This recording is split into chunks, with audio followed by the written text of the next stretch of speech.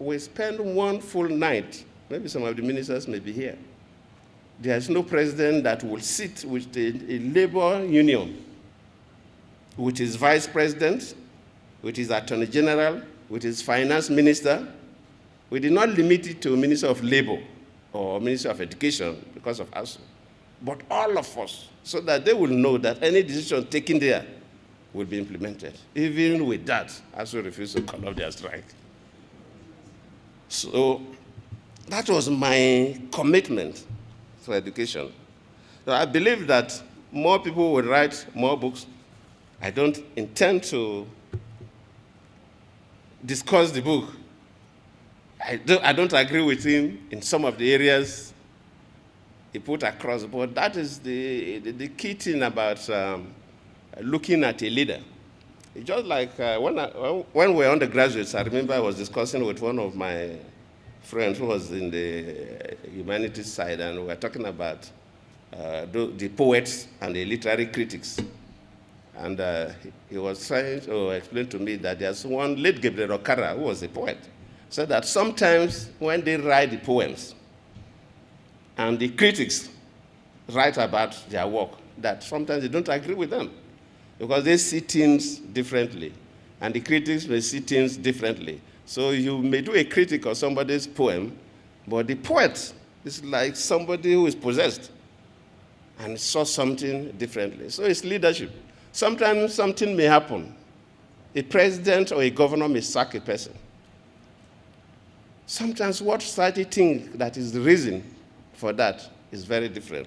He mentioned about my removing my chief of army staff, General Ejirika, and he said that because there was so much pressure on me from the north, it was not pressure. If somebody is doing what is right, even if you want to hit my head and split my head, I will not. You know what happened to Aruma Ote? Aruma Ote was not even a minister.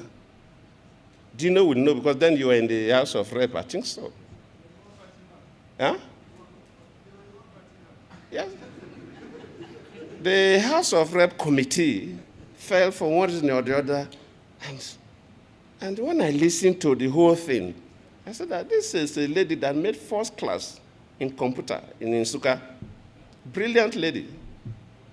And she's not somebody I would say is corrupt. And I said no. It was tense. My close political people said, look, you have to sacrifice her so that you don't have problems with the House of Rep. That sometimes presidents, you have to, as a leader, sacrifice. I said, I'm not sacrificing any Nigerian. I will sacrifice myself. I stood my ground until the whole thing ended. Of course, later he went back to World Bank, and yes, if I had messed her up, because the issues were corruption issues. So if you have caved in because I want to be good, I want to sacrifice somebody to have a good name in the House of Rep, that lady would have been finished. Because immediately you are tagged as a corrupt person, the whole world, nobody wants to touch you with a long spoon. That is the problem myself and some members of my cabinet are still suffering till today. At the beginning of the administration, when we were all tagged corrupt people, just like the book Ruben Batty quoted. There's another one, they said that where stealing is not corruption. You know the authors of those ones. So to me, I have to thank God that today people like you even gather here to celebrate me. Because it is God. Otherwise, I could have been completely buried. Those are the challenges leaders face. And I believe that maybe with time, as you do more research, you may change some of your views about some of those things. And I also note very well, I wanted to make some comments, but I didn't want to. The section you said that, oh, yes, I did well, but there are certain expectations that I did not meet. Or maybe I'll keep it for another day so that I don't keep people. I will say President Goodluck Jonathan, I, Milai Daniel Dino, haven't seen what you did as president and the sorry state of our country today. I want to publicly say, once I was blind, now I can see.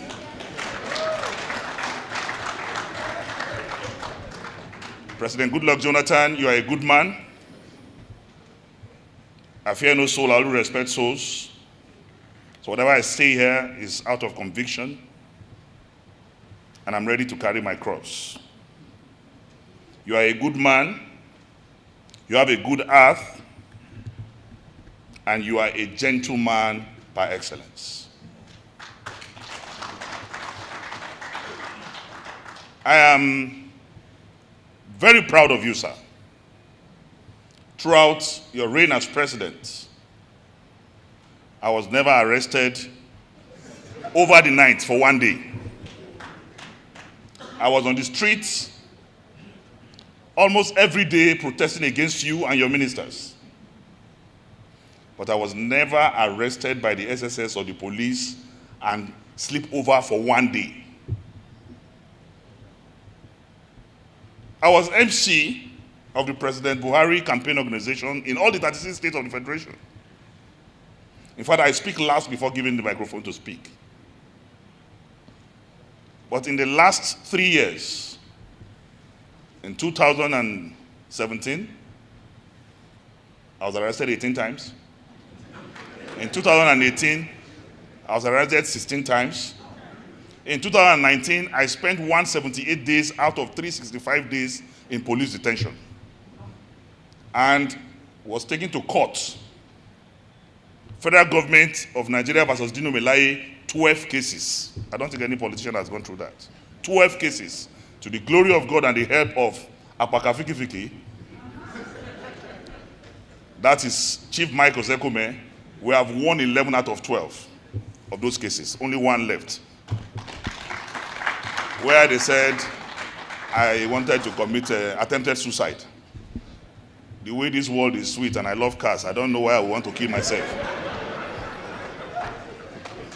President Goodluck Jonathan, on behalf of all of us who shot blindly, we are sorry.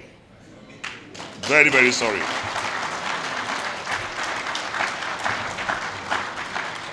I did not appreciate what you did by that call,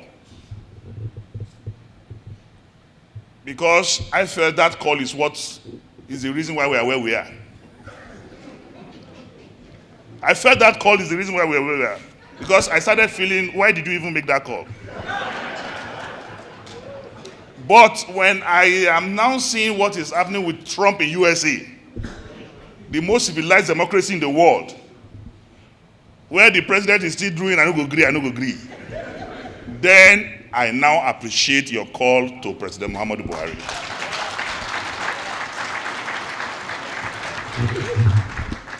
You are a fantastic Nigerian in the political hemisphere and firmament of this country, and your son has not gone down. I want to say he has given an example of himself. It is left for us politicians in this country to emulate this one single Nigerian with multiple competencies, always smiling. Whenever he sees me, he will greet me, pat me by the back, and even welcome me into his house, despite the opposition we gave him. Very few people like you. I pray for such anointing so that I will be able to behave like you. Forgive Muhammadu Buhari and his cohorts by the time they leave. God bless the Federal Republic of Nigeria. Another legacy, which I'm sure all of you will laugh, even before I mention, was the removal of Sunusi, Lamido Sunusi from office. When you took that bold step, it created bad blood. But when he mentioned that 49-point-something billion was lost in your government, in my mind I say, no, you could have discussed with him privately. You could have given him this clue. And then he will know how to investigate even before those who have stolen the money will find a way of hiding the money. So that statement, I said in my mind, it was not honorable.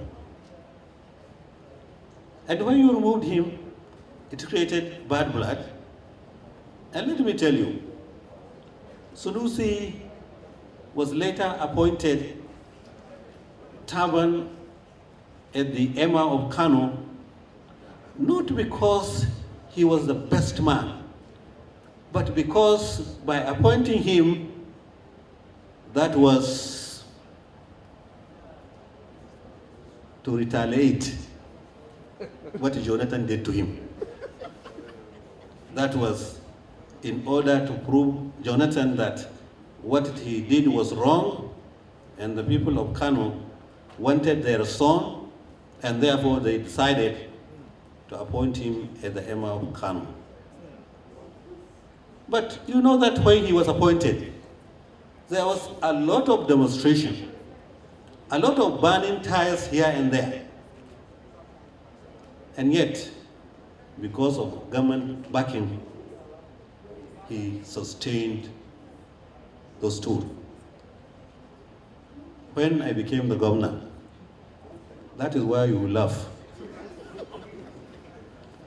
I said, yes, Jonathan medicine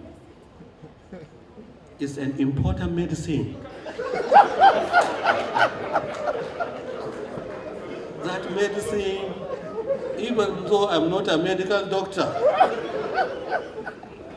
but that medicine will serve the same purpose of the same disease and of the same patient. So I took my Jonathan medicine